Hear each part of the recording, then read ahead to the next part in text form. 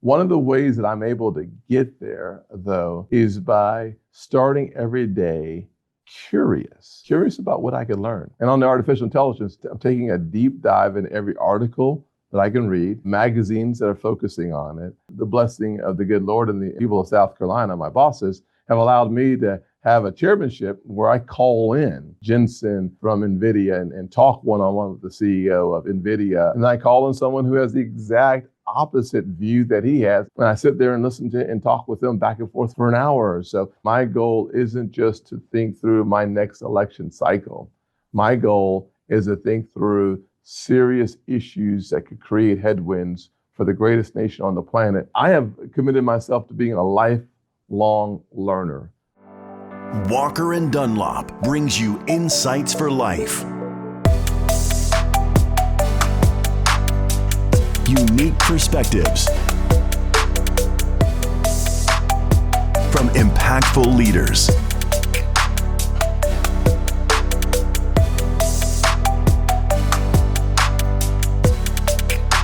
This is the Walker Webcast with Willy Walker. Welcome to another Walker Webcast. It is my honor and great pleasure to have Senator Tim Scott join me today. Senator, if I can, let me just do a quick bio on you for those people who have been living under a rock for the last 20 years, and then we'll dive into our discussion. Senator Tim Scott is a Republican U.S. Senator from South Carolina and one of the most prominent voices in national politics. Raised in a working-class, single-parent household in North Charleston, Scott often credits his mother's perseverance, faith, and work ethic as major influences on his worldview. After attending Presbyterian College on a football scholarship, he transferred to Charleston Southern University, earning a degree in political science before building a career in insurance and real estate. Senator Scott began his political career on the Charleston City Council before serving in the South Carolina Senate and later the U.S. House of Representatives. In 2013, Governor Nikki Haley appointed him to the U.S. Senate seat vacated by Jim DeMint, and he has since won elections in 2014, 2016, and 2022. Senator Scott is known for an optimistic conservative message focused on faith, economic opportunity, entrepreneurship, and upward mobility. Senator Scott is the chairman of the very important Senate Banking Committee and also sits on the Finance Committee, the Health, Education, Labor, and Pension Committee, as well as the Committee on Small Business and Entrepreneurship. Senator, it is a real joy to have you here, and I would be remiss if I didn't thank my colleague, Jeff Burns, for having connected the two of us and made it so that you are open to joining me today on the Walker Webcast. And so thank you to Jeff, and thank you to you, Senator, for joining me. Well, thanks for having me. I like the tie, by the way. I should have worn a tie now that I see how sharp it looks, but one day when I grow up, I'll have a tie like that. But it's really good to be with you. I'll say without any question, Jeff's a good man. I'm glad that he bridged the gap and got us together. And frankly, congratulations on the success of this webcast. It's remarkable. Hundreds of thousands of people tuning in. Good news for America, because I think you provide an avenue for people to hear and learn a lot about the issues that matter to them. Well, I greatly appreciate that, Senator. And I would say one of the nice parts about doing this is the fact that being the CEO of a publicly traded company, I'm not a reporter. I'm not a political commentator. I'm somebody who really just wants to talk about what's out there and really talk to facts. I went to I went up to Portland, Oregon a couple of years ago, and we just had a young man join Walker and Dunlop who went to Portland State University. And he said, I remember hearing you speak at Portland State, and it was an amazing presentation. I wrote him back and I said, I don't think the crowd really liked what I was saying, because I was kind of throwing darts at Portland and the state of Oregon as it relates to their economic policy. And unfortunately for both the state and the city, what I said was correct. And someone jumped in there and said, your message really didn't resonate with the people in the Chamber of Commerce. And I said, I'm sorry, it was all facts. That's all it was. It was just facts. And if you don't like the facts, then I'm sorry, I might not be the right person to talk to. But with that said, Senator. Well, yeah, thank you. I'll say this on what you just said. Think about this, but you may have been foreshadowing the future, because I'm not sure how long ago that was that you spoke in Oregon. 2 years ago. 2 years ago. 2 years is a long time ago. Unfortunately, when you look at some of the challenges and the travesty that's happening in places like California, Washington State, Oregon, and beyond, the truth of the matter is that economic reality is just that. There are facts that you can build a compelling case on, or you can deny the facts and destroy your community. And so I'd rather know what the facts are and then build truth on top of the facts. And as we do so, we can help set more economic captives free, or states like California can create a mass exodus to states like Florida or Texas, or thank God Almighty, South Carolina. So, Senator, one of the themes when you looked at running for president was faith in America. Yes. And whether it's on the left, on the right, or even in between, there seems to be a sense that people are losing faith in that vision, losing faith in America, whether it's the political division or whatever. How do you, because you're dealing with people every single day, both in Washington and then back in South Carolina, how do you get people to buy into faith in America today? I think sometimes what I learned from the gospel and my definition of faith in America is not necessarily my faith in Jesus Christ. Faith in America goes beyond just simply my belief system. I believe that if we incorporate all of our belief systems, even when they're different, into this understanding that we have a Judeo-Christian foundation upon which we build an objective standard, on that we create laws that apply to everyone so that even the weak get to keep their stuff. That is a blessing from the good Lord, but it's also a blessing from our founding fathers who understood the power of working together beyond racial lines, beyond religious lines, beyond even economic lines. And as a result, we have the greatest system of economic opportunity and progress the world's ever known. Therefore, when I've traveled around the country in 2023 trying to share faith in America, I wanted to help people understand that my story is not possible any other place on the planet save America. One of my mentors, a Chick-fil-A operator, a guy named John Moniz, taught me that having a job is a good thing, but creating jobs would be better. He taught me that making an income could improve my lifestyle, but making a profit could actually improve my community. That's not religious or irreligious.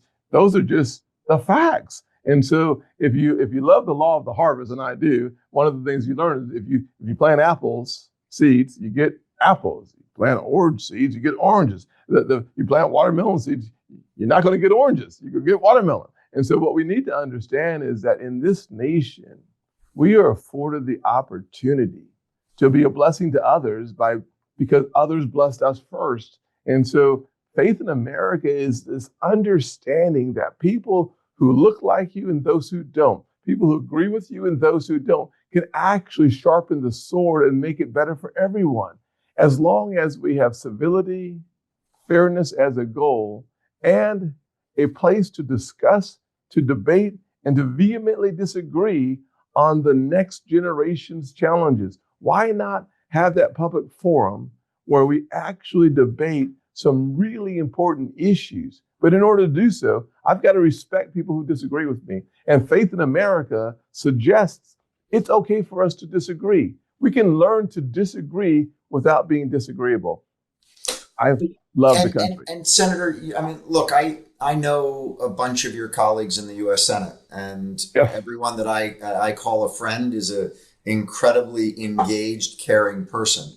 And yet it feels like Congress, more so than the Senate, but Congress has sort of lost that sense of collaboration and humility. And it seems as if people go to Washington to just combat warfare and not actually get people's work done. What needs to happen to sort of change just the general culture that is there that allows you all to get your work done? Because I know you to a person are somebody who lives what you just said. But I also know there are plenty of people, both in the Congress as well as the Senate, who actually might say that, but don't actually live it. They're happy to go out and say one thing and do something else. They're happy to go after and kind of do character assassinations on people. First of all, I commend you for the way that you perform your business, if you will. But from outsiders looking in, Senator, it really feels like we've lost that sense of collaboration and humility. How do you get that back in there? Well, Willie, I think you said the key word. The key word really is humility. The truth of the matter is one of the smartest guys on the planet that I know personally. I know a lot of smart people, but I don't know them all personally. A guy named Larry Ellison once told me that you might just be wrong. And when you start off with the premise that you might just be wrong, and for those who don't know, Larry has founded Oracle. He's helped us in every facet of the world. When I say us, I mean the United States of America.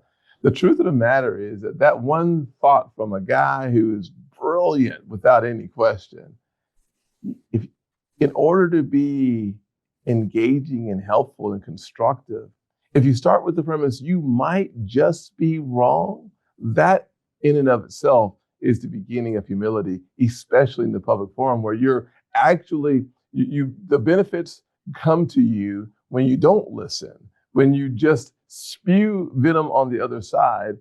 There will be a segment of your own side that celebrates that. In order for us to get back to making progress, humility is so important. And I start off every day by recognizing I might just be wrong, and therefore I should listen before I actually contribute to the conversation. Unfortunately, Willie, to be honest with you, sometimes I'm the guy that is waiting for my turn to speak, which means you're not listening at all. You're just waiting for yourself to jump into the conversation. So if we're going to be successful as a nation, probably 2 ears, 1 mouth, old-fashioned saying, the ratio matters. And so my wife would not tell you this is true. I would tell you this completely true. I listen a lot more at home than I talk. And therefore, I need to do the same thing in the public forum. For those of you listening, please don't tell my wife I just said that. Yeah, exactly. Senator, on that, given your extremely prominent role and being chair of the committee and clearly right there as it relates to Senate leadership and national leadership, you have a lot of inbound, if you will. How do you study new ideas? How do you take time to stop? I mean, the world of AI and everything that we're looking at. I mean, you mentioned Larry Ellison, right? Yeah. How do you determine what areas to dive into, given what I would think is just this unrelenting flow of the here and the now? Hey, Senator, we need you to opine on this. We need you to vote on this. We need you to move this way. Those are all what we see today. How do you look around the corner? How do you take time to try and learn new things where you may be 100% right and you actually might be 100% wrong, but at least you honestly have said, I might be wrong on this one? Absolutely. Well, one of the things I try to do, to be honest with you, Willie, is I try to start every day with what I consider absolute truth, which is the gospel. So I spend some time reading through the Word of God. And as a result of that, I find myself being challenged to do a couple things on a daily basis. One of the things that I'm challenged to do is to actually love people who are not like me. That's a challenge for me sometimes, especially in politics. As I said before, the rewards go to the person who doesn't actually love the other side. You just spew venom on them. One of the ways that I'm able to get there, though, is by starting every day curious about what I can learn. And on the artificial intelligence front, one of the things I've done over the last several months now, about a year into it, is I'm taking a deep dive in every article that I can read, magazines that are focusing on it. And then the blessing of the good Lord and the people of South Carolina, my bosses, have allowed me to have a chairmanship where I call in Jensen from NVIDIA and talk one-on-one with the CEO of NVIDIA about his worldview on export controls. Very informative, very educational for me. And then I call in someone who has the exact opposite view that he has, Anthropic CEO, Dario. And I sit there and listen to it and talk with them back and forth for an hour or so. And so one of the things I try to do is objective research on my own. And then what I consider a subjective approach to it by listening to people, brilliant people, a lot smarter than I am on AI, which is not saying much, by the way. But if I can get Jensen on one side, Dario on the other side, they may agree on a lot of things as it relates to AI, but they completely disagree on export controls. What an opportunity for me to learn. And then I can bring them in front of my entire committee so that we get healthy tension in the public forum that may direct us towards real answers for the average person. Because today, artificial intelligence, just going to stick with that topic for a minute, actually presents real problems for my bosses because they're focused on electricity prices going up and they're focused on job losses or jobs going down. And the one thing I'm able to say is whether you agree or disagree on export controls, what I'm going to do as a policymaker, I'm going to focus not on my election cycle, but America at 2034 or 2040 and work my way to a place where I'm going to force these companies to absorb the cost themselves on the grid, which will help my consumers relax a little bit and maybe spend a little more time on the benefits. If the electricity prices are not going to go up, and let's say we create a transitional funding and transitional opportunities for those folks who could be displaced in this workforce because of artificial intelligence, maybe we bring the temperature down enough because policymakers are thinking 5 and 10 years in advance so that we solve the problems that could have been created using artificial intelligence as opposed to eliminating solutions called artificial intelligence because of the immediacy of some of the crises that we see coming our way. And I do the same thing, frankly, as it relates to Iran. I think about the fact that gas prices are a major part of conversations when I go to the gym or when I'm leaving church. People are talking about it's $4.52 a gallon on average countrywide. If you live in California, God bless your soul. Well, if I can actually sit back and say having a non-nuclear Iran pays dividends for a long time, that's good for me to communicate that to people. But unless I have a solution to the immediate issue of gas prices, it's hard to get through. And so I do a lot of homework on what gas prices looks like. And I do some homework on, like, for example, Brian Kemp, governor of Georgia, I believe has either thought about or implemented a gas tax holiday. Well, Chris Wright, the Secretary of Energy, has suggested, well, 18.4 cents is the price of taxes on a gallon of gas. Well, if we took that down and had a holiday until this mess is over, well, what if we did that in concert with other states and brought gas prices down by 40 or 50 cents until the crisis is over? That's the way you start putting energy into a conversation, but it's not ready for prime time. But man, the more homework I do, when the challenge shows up, I'm ready for it. And so I have committed myself to being a lifelong learner, which means that my goal isn't just to think through my next election cycle.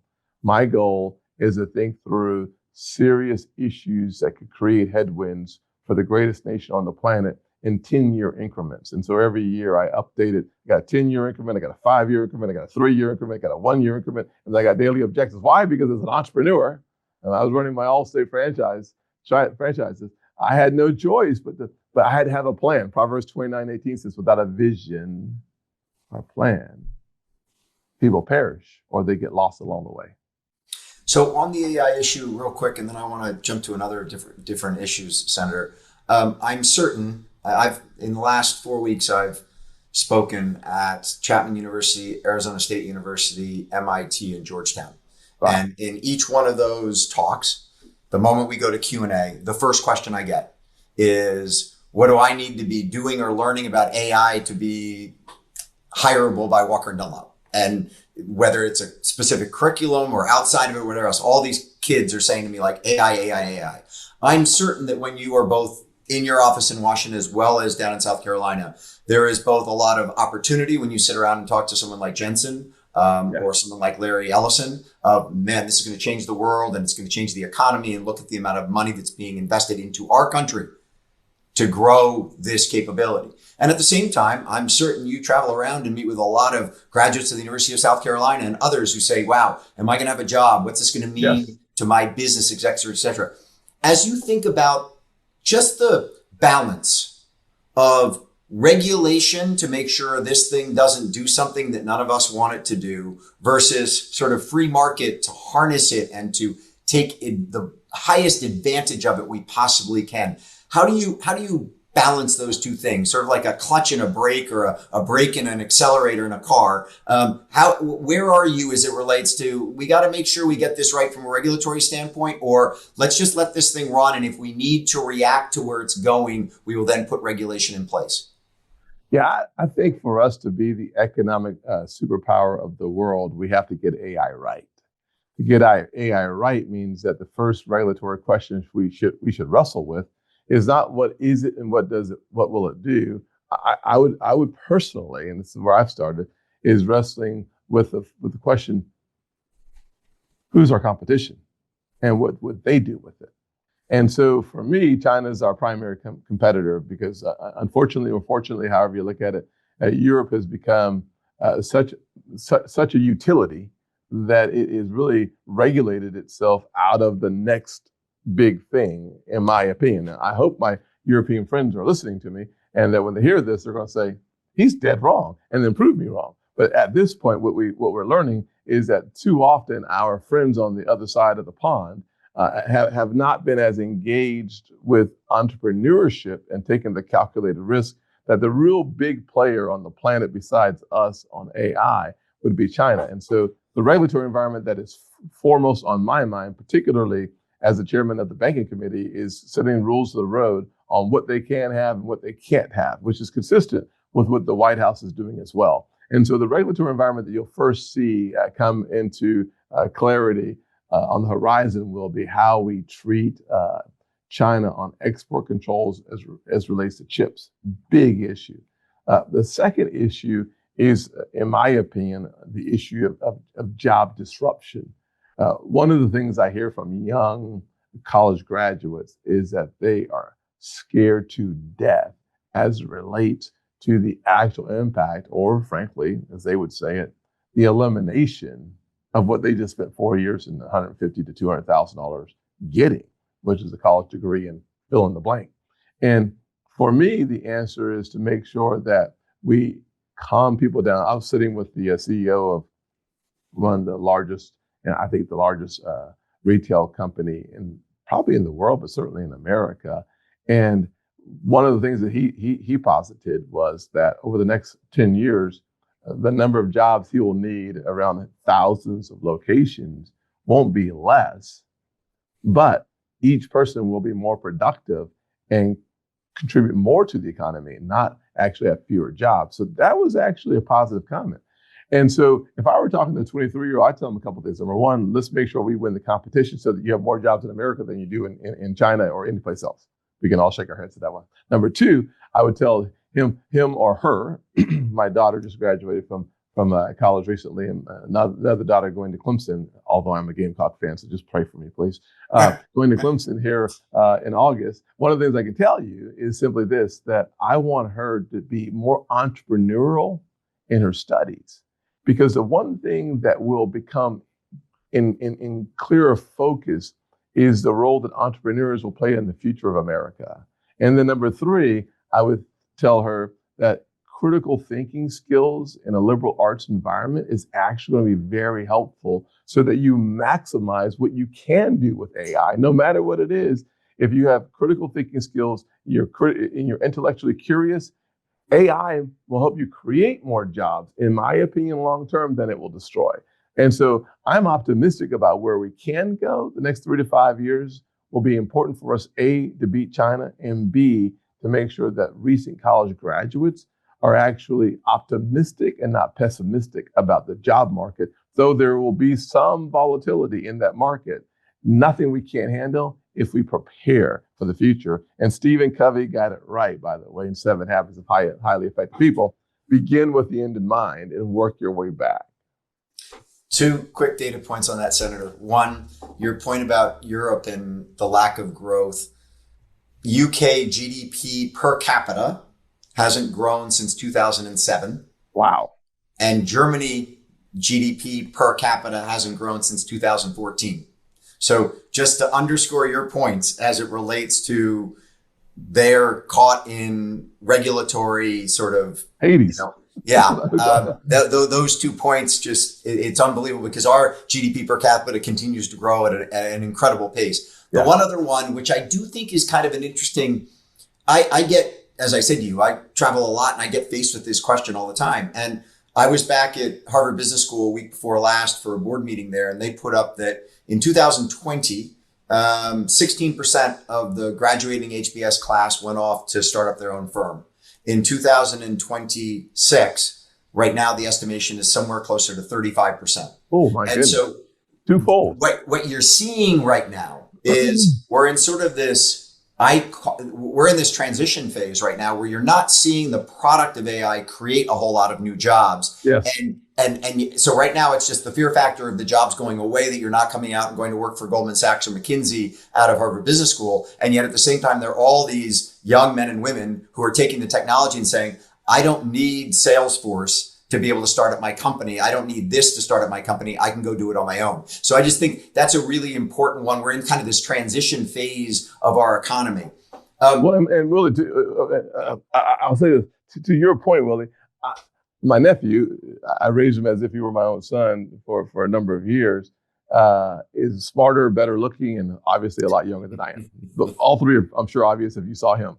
Anyways, one of the things that he's done is he went to Georgia Tech for his undergraduate, biomedical engineering, and then he went to Duke for his master's and went into the consulting world, PricewaterhouseCoopers or something like that, and then got bored and went back to medical school and got his medical degree. Now he's a doctor. But what he's doing on this, he's wow. You understand why I'm just wow. I mean, it's like, for Thanksgiving, by the way, well, they make me sit at the kiddies table now. You know, the senators are not very important in my family, just the doctors and the command sergeant majors as his dad is. So I get the kiddies table. But one of the things he's doing is he's actually sitting, after he gets off work, he'll sit around and use AI to code for him. Yeah. To create payment systems to CMS and beyond. And he's telling me, because he's much smarter than I, he tells me that it would have cost him, X thousands of dollars per FTE to have 2 or 3 people work on this for several months, that he can now do it in several weeks himself. Now, that's maybe bad news for a coder, or a coder needs to figure out how to do more than just present code, which is where the entrepreneurial opportunity comes in for people across the board, because the more entrepreneurial we are, the more critical our thinking skills, the more intellectually curious we are, the next big thing is coming. Why don't you help us create it? And the other thing he's been teaching me, that even in healthcare, this notion of concierge services is going to explode, but not just in healthcare, in fitness, and in every major area. Americans have an insatiable desire, I think it's a human condition, by the way, an insatiable desire for more. And so as we lean into these opportunities, there are industries we haven't even seen yet. And I'm going to get this wrong, Willie, so you'll correct it for me. And I really am going to get this wrong. But I was listening to a podcast, and one of the investors said that half of the investment in his firm is today going into areas that 20 years ago didn't even exist. Yeah. And I don't know exactly how to say that better, but literally he said areas of the economy that were not available 20 years ago are half of the areas where he's investing now. I think that's going to happen again and again and again and again. And we as humans will become more necessary, not less necessary, if we have the right skill set. Final thing, Senator, I was just in your home state and your home city visiting with our mutual friend, Bob Faith. And I will say that South Carolina and Charleston have a lot of momentum right now. But the other thing that I'm always fascinated by is going by the Boeing factory out at the airport, and the amount of Dreamliner production, everything going on there. And I have to say, I know you had a role in all that. It has been such a huge boost to the South Carolina economy. And having just been in Phoenix, where Taiwan Semiconductor is putting a plant there that has this massive ecosystem investment going on around it. I sit there and look at that and I say, those two examples, Boeing going to South Carolina and Taiwan Semiconductor going to Phoenix, you want to talk about economic growth, economic prosperity that builds communities. Those are the types of investments we need to continue to drive into your state and other states across the country. But Boeing does. And that's one of the reasons why I think it's been so successful in South Carolina. 2009, the largest economic development announcement in all of America, Boeing decided to move more operations to South Carolina. Why? Our taxes are low. They should be lower, but they're low. Number one. Number two, our environment is incredibly friendly. The number one tourist destination, according to Condé Nast, for like 9 out of 10 years globally, and probably 10 out of 10 or something like that nationally. People are incredibly friendly. Our workforce is hungry and competent. And so you put all those pieces together, you find that one of the greatest economic drivers of our export, probably the largest exporter in all of America, Boeing, makes lots of cool planes right here at home. Number two, Google just made a decision to bring a data center, $9 billion data center, into the Charleston metropolitan area in Dorchester County as well. So we continue to see EVs are coming our way as well, or actually the battery companies for the EVs are making home in South Carolina as well. So we still see tremendous growth. And I will say this, that there is a divide in our country for those who want businesses to descend upon the community and create the multiplier effect, typically 2.3 to 3.1, in addition to the large businesses that come with their employees, to those places who feel businesses are a problem. Think about Connecticut and GE, $1 billion tax that made them run away. Think about Elon Musk moving operations. New York and Amazon. New York and Amazon. New York, exactly. So we have all these examples. And what I would just say to people living all across this great country, listening to your voice more than mine, facts matter. Taxes matter. Environment matters. And if you're in a bad environment, South Carolina is open for business. So feel free to stop by and visit Bob Faith or Ben Navarro and many of our other major players in South Carolina. We can make room for you too. We like red cards better than blue cards, but that's just me politicking. That's all great. Senator, I know your time is very tight. I'm going to let you go. I'm super appreciative of you spending the time. Safe travels. I look forward to seeing you in Washington sometime soon. And thank you so much for sharing your time with me and sharing your thoughts. Yes, sir, Willy. We'll see you soon. Thank you. Great. Take care, Senator. Bye-bye.